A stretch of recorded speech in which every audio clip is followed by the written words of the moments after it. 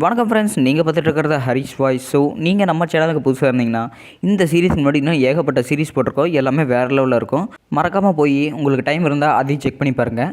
So வளவன்னு பேசாமல் வாங்க வீடியோக்குள்ளே போகலாம். ஸோ இன்றைக்கான வீடியோவில் நாம் பார்க்க போகிறது black clover season 2 episode 80 special little brother and failed big brother.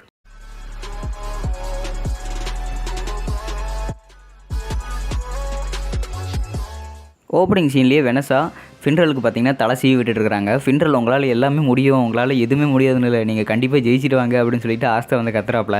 ஆமாம் ஃபின்ரல் கேவலம் இந்த மேக்னா மாதிரி தோற்று வந்துடாத அப்படின்னு சொல்லிட்டு பார்த்தீங்கன்னா லக்கு கலாய்க்கிறாப்புல. ஆமாம் என்ன மாதிரி எதுவும் தோத்துறாத, ஒரு நிமிஷம் இப்போ என்னைய கலாய்ச்சி அப்படின்னு சொல்லிட்டு பார்த்தீங்கன்னா இவங்க 2 பேரும் சண்டை போடுறாங்க. வரையா எங்கூட சண்டைக்கு வரையா அப்படின்னு சொல்லிட்டு பார்த்தீங்கன்னா லக்கு சண்டைக்கு கூப்பிட்றாங்க. 2 பேருக்கு நடுவில் ஆஸ்தா வந்து மாட்டிக்கிட்டாப்புல. சண்டை போடாதீங்க அப்படின்னு சொல்லிட்டு இருக்கும்போது நடுவில் இவர் வந்து அடி வாங்கிட்டாப்புல. ஸோ பிளாக் கார்டன் எப்போவுமே மனசுக்குள்ளேயே பேசிகிட்டு இருக்கிற மாதிரி உன்னால் கண்டிப்பாக முடியும் ஃபின்ரல், நாங்கள் எல்லோரும் கூட இருக்கிறோம் அப்படின்னு சொல்லிட்டு இவர் மனசுக்குள் பேசிகிட்டு இருக்கிற மாதிரி பேசிகிட்டு இருக்கிறாங்க. இங்கே பார்த்தீங்கன்னா சாமி அந்த கோல்டன் நாளில் இருக்கிற மேட்சுக்கிட்ட ரொம்ப அப்படியே அக்கறையாக பழகிட்டு இருக்கிறாங்க. ஏன்னா அவரோட கண்ணை பார்த்தீங்கன்னா பொலுபுல்னு இருக்கிறதுனால இந்த கப் கேக் ரொம்ப சூப்பராக இருக்குது அப்படின்னு சொல்லிட்டு அவரோட கண்ணத்தை பிடிச்சி கிள்ளிக்கிட்டு இருக்கிறாங்க சாமி. காஷு இருந்துக்கிட்டு சீக்கிரமாக மேட்ச் முடிச்சுட்டு வா, நான் என் தங்கச்சி மேரியை பார்க்குறேன், நான் கன்ஃபார்மாக போயே ஆகணும் அப்படின்னு சொல்லிட்டு அவர் தங்கச்சி ஃபோட்டோவை பார்த்துக்கிட்டு மூக்கில் ரத்தம் ஒழிக்கிட்டு இருக்காப்புல. அட சண்டை போடாதீங்கப்பா 2 பேர் அப்படின்னு சொல்லிட்டு இவங்க 3 பேருமே கத்திட்டு இருக்கிறத பார்த்துட்டு அங்கே இருக்கிற எல்லாருமே சுற்றி பார்த்துட்டு இருக்கிறாங்க. பைத்தியக்காரங்களா கத்தாதீங்களா அப்படின்னு நோயில் வந்து திட்டிட்டு இருக்கிறாங்க. ஸோ இங்கே பார்த்தீங்கன்னா ஃபின்ரல் தன்னோட தம்பி லாங்குவேஜையே பார்த்துக்கிட்டே இருக்கிறாங்க. என்னாச்சு உன் தம்பி பார்த்து என்ன பயப்படுறேன்னு அப்படிங்கும்போது வெனஸா கேட்குறாங்க. பயமில்ல, எனக்கு எல்லாம் எதுவும் இல்லை, நான் அவனை ஏதாவது காயப்படுத்திட்டா தான் எனக்கு என்னென்னு பார்த்துட்டு இருக்கிறேன். அது மட்டும் இல்லாமல் அவன் என்னை விட ரொம்ப சக்தி வாய்ந்தவன், அவன் என்ன காயப்படுத்திட்டான்னு என்ன பண்ணுறது அப்படின்னு இவர் நினச்சிட்டு இருக்கும்போதே கவலையப்படாத, நீ ஃபஸ்ட்டு இருந்த ஃபின்ரல் மாதிரி இல்லை, ஆஸ்தாவால் நம்ம எல்லாருமே மாறி இருக்கிறோம், எல்லாருமே சேர்ந்து மாறி இருக்கிறோம் அவனால தான், அதனால் நீ எதுக்குமே கவலைப்படாத, நீ ரொம்ப சக்தி வாய்ந்தவன் அப்படின்னு சொல்லிட்டு பார்த்தீங்கன்னா சொல்லிட்டு இருக்கிறாங்க வெனஸா. இந்த பைத்தியக்கார மேக்னா மாதிரி எது பண்ணிகிட்டு இருக்காது அப்படின்னு சொல்லிட்டு லக்கும் மேக்னாவும் கிண்டல் பண்ணிட்டு இருக்கிறாங்க. எப்படி உனக்கெல்லாம் நாங்கள் இருக்கிறோம், இந்த பிளாக் புல்ஸ் குடும்பம் இருக்குது அப்படின்னு சொல்லிட்டு எல்லாருமே பார்த்தீங்கன்னா ஃபின்ரலுக்கு மோட்டிவேட் பண்ணியிருக்கிறாங்க. நீங்கள் எனக்கு கிடைச்சதெல்லாம் ரொம்பவே சந்தோஷம் அப்படின்னு சொல்லிட்டு ஆனந்த கண்ணீர் விட்டுட்டு இருக்கிறாரு ஃபின்ரல். ஸோ போட்டி போடுறதுக்கு டீம்மேட்ஸ் எல்லாத்தையுமே கூப்பிட்டாங்க.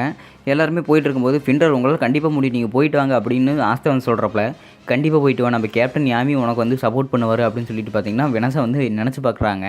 கேப்டன் யாமி பார்த்தீங்கன்னா இந்நேரம் அவங்க சண்டை போட்டுட்ருப்பாங்கல்ல அப்படின்னு சொல்லிட்டு ரெஸ்ட் ரூம்லேயே உட்காந்துட்டு இருக்காப்புல. அந்த பொடியங்கிட்ட டாய்லெட் பேப்பரை மாற்ற சொன்னால் மாற்றவே இல்லையா அப்படின்னு சொல்லிட்டு பார்த்தீங்கன்னா கேப்டன் யாமி இங்கே டென்ஷன் ஆகிறாப்புல. என்ன ஃபின்ரல் தம்பியோட சண்டை போடுறதுக்கு ரெடியாக இருக்கிறியா அப்படின்னு சொல்லிட்டு பார்த்தீங்கன்னா இவங்க கேட்டுட்டு இருக்கிறாங்க லாங்குவேஜ். கண்டிப்பாக நான் தயாராக இருக்கிறேன், நீ பயப்படாமல் இருந்தால் சரி அப்படின்னு சொல்லிட்டு ஃபின்ரல் நேராக லாங்குவேஜ் கிட்ட சவால் விட்டுருக்காங்க. அண்ணன் தம்பி சண்டையா ரொம்ப சுவாரஸ்யமாக இருக்க போது பாரு அப்படின்னு சொல்லிட்டு பார்த்தீங்கன்னா அங்கே லியோ போட்டு சண்டை போட்டு கேட்டுட்டு இருக்கிறாங்க. இது எல்லாத்தையும் எனக்கும் எங்கள் அண்ணனுக்கு ஒரு நாள் சண்டை வரத்தான் போகுது, அதனால் நான் இங்கேயே இப்படி சண்டை போடுறதுன்னு கற்றுக்கிறேன் அப்படின்னு சொல்லிட்டு இவங்க அண்ணன் தம்பி சண்டையில் பார்த்தீங்கன்னா இவர் குழு காஞ்சிட்டு இருக்காரு. இவங்களோட போட்டி எப்படி நடக்குன்னு ரொம்ப ஆர்வமாக பார்த்துட்டு இருக்கிறேன் அப்படின்னு சொல்லிட்டு ஆஸ்தா வந்து பார்த்துட்டு இருக்கிறாங்க. ஃபின்ரல் ஒரு நாள் கண்டிப்பாக முடியும் அப்படின்னு சொல்லிட்டு வெனஸா மனசுக்குள்ள நினச்சிட்டு இருக்கிறாங்க. ஸோ இப்போ டீம் ஈக்கு டீம் ஜிக்கு பார்த்தீங்கன்னா மேட்ச் ஸ்டார்ட் ஆயிடுச்சு. ஸோ அந்த கோல்டனில் இருக்கிற மிரர் மேட்ச், ஸோ அந்த குண்டா இருக்கிறார் பார்த்தீங்களா, அவர் பார்த்திங்கன்னா அவரோட மிரர் பவர் யூஸ் பண்ணி அங்கே இருக்கிற ரிஃப்ளெக்டிவ் மூலமாக அங்கே யார் என்னென்ன பண்ணியிருக்கிறாங்கன்னு சொல்லிட்டு கவனிச்சிட்டு இருக்கிறாரு. ஆனால் இங்கே லாங்குவேஜ் தவளத்தை சிக்கின்ஸோட வண்டியில் பார்த்திங்கன்னா வந்துட்டு இருக்கிறாங்க. உன்னோட வண்டி எனக்கு ரொம்ப ஹெல்ப்ஃபுல்லாக இருக்குது அப்படின்னு சொல்லிட்டே இருக்கும்போது பார்த்திங்கன்னா இதெல்லாம் ரொம்ப சாதாரணமான விஷயம் அப்படின்னு சொல்லிட்டு அவர் சொல்லியிருக்கிறாங்க. என்னையே தோக்கடிப்பியா நீயே, உனக்கு நான் தண்டனை என்னென்னு காட்டுறேன்டா அப்படின்னு சொல்லிட்டு பார்த்தீங்கன்னா லாங்குவேஜ் ஒரு மொட்டத்தனமான வெறியோட பார்த்துட்டு இருக்காப்புல. ஸோ அதோட ஒரு ஃப்ளாஷ்பேக்காட்ட வருது. மேபி எங்கள் அம்மா உங்கள் அம்மாவுக்கு இல்லாமல் கூட இருக்கலாம், நீ நானும் பிரெட் லிட்டரை கூட இல்லாமல் இருக்கலாம், ஆனாலும் நம்ம குடும்பத்திலேயே நான் தான் ரொம்ப செல்லப்பில்லை அப்படின்னு சொல்லிட்டு பார்த்தீங்கன்னா இவங்க குடும்பத்திலேயே இந்த ஹவுஸ் ஆஃப் வார்டில் முதல் மனைவிக்கு பிறந்த ஃபின்ரலை தான் யாருமே கண்டுக்க மாட்டாங்க. ஸோ 2வதாக இப்போ இருக்கிற மனைவிக்கு பார்த்தீங்கன்னா இங்கே லாங்குவேஜ் வந்து பிறந்திருப்பாங்க. ஸோ லாங்குவேஜே தான் அப்படி தலையில் தூக்கி வச்சு ஆடிட்டு இருப்பாங்க, என் தங்கம் என் செல்லம் அப்படின்னு சொல்லிட்டு பார்த்தீங்கன்னா லாங்குவேஜே தான் கொஞ்சிட்டு இருப்பாங்க. ஃபின்ரல் எல்லாமே தலைக்கு கீழே போட்டு மிதிக்கிற மாதிரி இவங்க பண்ணிகிட்டு இருப்பாங்க. ஒரு நாள் திடீர்னு பார்த்தீங்கன்னா அவங்க அப்பா ஒரு பொண்ணை வந்து கூட்டிகிட்டு வராங்க வீட்டுக்கு. ஸோ இந்த பொண்ணு தான் நம்ம ஹவுஸ் ஆஃப் வேர்டு பேரை யார் காப்பாற்றுறாங்களோ அந்த பையனுக்கு தான் நான் இந்த பொண்ணை கட்டி கொடுப்பேன், இந்த பொண்ணு வந்து இந்த கிங் அகஸ்டஸோட மாமா பொண்ணு அப்படின்னு சொல்லியிருக்கிறாங்க. ஸோ அதாவது கிங் அகஸ்டஸ் வந்து இந்த பொண்ணுக்கு மாமா முறை. ஸோ அந்த முறையில் பார்த்திங்கன்னா இவங்க வந்து ஹவுஸ் ஆஃப் வேர்டு இந்த பெருமை யார் அடையிறாங்களோ அவங்களுக்கு வந்து இந்த பொண்ணை கல்யாணம் பண்ணிக்கலாம் அப்படின்னு சொல்லிட்டு இவங்க வந்து அவங்க அப்பா சொல்கிறாப்புல. ஸோ லாங்குவேஜோட அம்மா என் செல்லம் நீ கண்டிப்பாக நீ இந்த பேரை காப்பாற்ற அந்த பொண்ணை நீ தான் கல்யாணம் பண்ணிக்கணும் அப்படின்னு சொல்லிட்டு வலுக்கட்டாயமாக இந்த பொண்ணை கல்யாணம் பண்ணுறதுக்கு இவங்க தூண்டி விட்டுருக்குறாங்க. எனக்கு அந்த பொண்ணை பார்த்தாலே பிடிக்கவே இல்லையே, டென்ஷன் ஆகுது அப்படின்னு சொல்லிட்டு ஒரு மனசுக்குள்ளே நினச்சிட்டு லாங்குவேஜ் வந்து கோவமாக போயிட்டுருக்காங்க. திடீர்னு பார்த்தோன்னே அங்கே ஃபின்ரலும் அந்த பொண்ணு பேசிகிட்டு இருக்கிறாங்க. அதை இவரை வந்து பார்த்துட்டு இருக்காப்புல. நீங்கள் தான் இந்த ஹவுஸ் ஆஃப் வேடோட பேரை காப்பாற்ற போகிறீங்கன்னு நினைக்கிறேன், நான் உங்களை தான் கல்யாணம் பண்ணிக்க போகிறேன்னு நினைக்கிறேன் அப்படின்னு சொல்லிட்டு அந்த பொண்ணு வந்து ஃபின்ரல் கிட்ட பேசிகிட்டு இருக்கும்போது, இல்லை நீங்கள் தப்பாக புரிஞ்சுட்டு இருக்கிறீங்க, எனக்கு வந்து அந்த தகுதி இல்லைன்னு இவங்க எப்பவும் முடிவு பண்ணிட்டாங்க, அந்த பேர் அடையிறதுக்கு தகுதி என் தம்பி தான் அப்படின்னு சொல்லிட்டு ஃபின்ரல் சொல்லிகிட்டே இருக்கும்போது, இப்போது உன் தகுதி என்னென்னு புரிஞ்சுக்கிட்டே அப்படின்னு சொல்லிட்டு பார்த்தீங்கன்னா லாங்ரஸ் மனசுக்குள்ள நினச்சிட்டு ஒரு வில்லத்தனமான சிரிப்பு சிரிக்கிறாப்புல. இல்லை அந்த மாதிரிலாம் எதுவுமே இல்லை, நீங்கள் வேணால் பாருங்கள், இந்த பெருமை வந்து நீங்கள் தான் அடைவீங்க அப்படின்னு சொல்லிட்டு அந்த பொண்ணு தன்னம்பிக்கையோட ஃபின்ரல் தான் ஜெயிப்பேன் அப்படின்னு சொல்லிட்டு இருக்கிறாங்க. அவ்வளவு தன்னம்பிக்கையாக இன்றைக்கி அவகிட்ட வாய் பேசினில்லை, இன்றைக்கி வந்து என்னை அட்டாக் பண்ணுற பார்க்கலாம் அப்படின்னு சொல்லிட்டு லாங்ரஸ் வந்து அட்டாக் பண்ணுறாங்க. ஸோ அதே அட்டாக்கை பார்த்தீங்கன்னா ஃபின்ரலும் அட்டாக் பண்ணுறாங்க. ஸோ ரெண்டுமே பார்த்தீங்கன்னா நலிஃபை ஆயிடுச்சு. இது எப்படி பண்ணாங்க அப்படின்னு சொல்லிட்டு எல்லாரும் ஆச்சரியமாக பார்த்துட்டு இருக்கும்போது ஃபின்ரல் பார்த்தீங்கன்னா இந்த கிரவுண்டுக்கு கூட்டிகிட்டு வரதுக்கு ஒரு ஸ்பேட்டல் மேஜிக் ஒருத்தர் யூஸ் பண்ணியிருப்பார் பார்த்தீங்களா. ஸோ அவரோட மேஜிக் வந்து இவர் வந்து கற்றுக்கிட்டு இருப்பார்.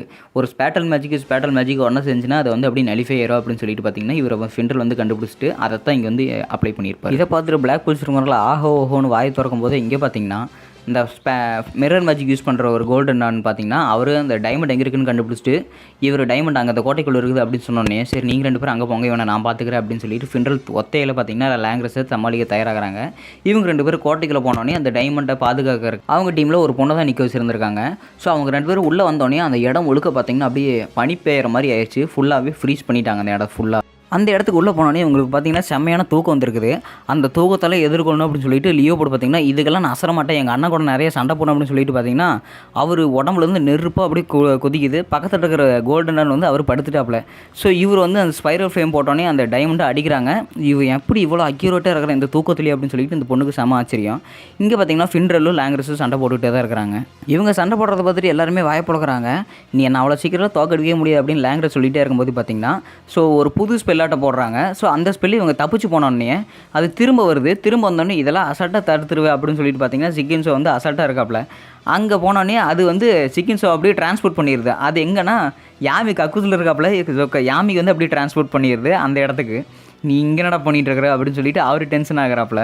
தனக்கு நிகராக நின்று ஃபின்ரல் சண்டை போடுறான்னு சொல்லிட்டு பார்த்தீங்கன்னா லாங்ரஸ்க்கு வெறித்தனமான கோவம் வருது. ஸோ அந்த கோவத்தில் பார்த்தீங்கன்னா அந்த இடம் ஃபுல்லாகவே ஒரு ப்ரெஷர் க்ரியேட் ஆகுது. நீ எனக்கு தகுதியானவனா அப்படின்னு சொல்லிட்டு எல்லாருமே பார்த்தீங்கன்னா ரொம்ப வேறு லெவலில் பார்த்துட்டு இருக்கிறாங்க. இந்த ப்ரெஷர் ஏற்கனவே அந்த ஐஎஃப் மிட்நைட் இருக்கிறவங்களோட ப்ரெஷர் ஆச்சு, அதே ப்ரெஷர் இப்போ இவங்ககிட்ட இருக்குது அப்படின்னு சொல்லிட்டு எல்லாருமே சந்தேகப்படும் போது இவங்க 2 பேருமே பார்த்திங்கன்னா வெவ்வேறு ஸ்பேட்டல் மேஜிக்கு யூஸ் பண்ணிட்டு இருக்கிறாங்க. ஸோ 2 பேருமே அட்டன் டைமில் அட்டாக் பண்ணும்போது ஃபின்ரல் பலத்தை அடி வாங்கி வந்து படுத்துட்டாங்க. ஸோ அந்த டைமண்டும் வேறு லெவலில் அடி வாங்கிச்சு. நீ எனக்கு நிகரானவனா அப்படின்னு சொல்லிட்டு மறுபடியும் ஃப்ளாஷ்பேக் கட்ட போகுது. அந்த பொண்ணு ஃபின்ரல் கிட்ட பேசியிருப்பாங்க பார்த்தீங்களா, அந்த பொண்ணு பேச நினச்சிக்கிட்டு இவர் வந்து சோகப்படுறாப்புல. அதை சோகப்பட்டுட்டு இவருக்கு பார்த்தீங்கன்னா ஒரு மைண்டில் கண்ட்ரோல் பண்ண முடியாத ஒரு கோவம் வருது. ஸோ அந்த கோவத்தினால தான் இவருக்கு வந்து இப்படி ஆகுது. சாகிறதுக்கு தயாராக இருக்கியாண்ணா அப்படின்னு சொல்லிட்டு பார்த்தீங்கன்னா அவர் பவர் யூஸ் பண்ணி கையை ஓங்குறாப்புல. அந்த இடத்துல ஒரு இடி விழுகுது. ஸோ 3 பேருமே பார்த்தீங்கன்னா பறந்து போய் லாங்ரஸை அடிக்கிறதுக்கு அப்படின்னு வெறியோடு நின்றுட்டு இருக்கிறாங்க. சாமி தன்னோட பவரை ஆக்டிவேட் பண்ணியிருக்கிறாங்க. ஹேய், இன்னொரு தடவை அவனை அடிக்கிறதுக்கு ட்ரை பண்ணி பார்க்கலாம், அடுத்த தடவை அவனை தொடர்றதுக்கு உனக்கு உடம்புல உயிர் இருக்காதுடா அப்படின்னு சொல்லிட்டு பார்த்தீங்கன்னா லக்கு, மேக்னா, ஆஸ்தா 3 பேருமே பார்த்தீங்கன்னா வேறு லெவலில் டென்ஷனோடு இருக்கிறாங்க. உன் உடம்புல எதுவும் தப்பாக இருக்குது அப்படின்னு சொல்லிட்டு ஆஸ்தா வந்து சொல்கிறப்பல அதோட இந்த எபிசோடு முடிக்கப்படுது. ஸோ இந்த எபிசோடு ஒரு கொஞ்சம் ஹைப் ஏற்றி விடுறதுன்னு நினைக்கிறேன். ஸோ நெக்ஸ்ட் எபிசோடு கன்ஃபார்மாக ஒரு ஃபைட்டாக தான் இருக்கும். ஸோ உங்களை புது எபிசோடில் சந்திக்கிறேன். Until then, bye from Harry's Voice.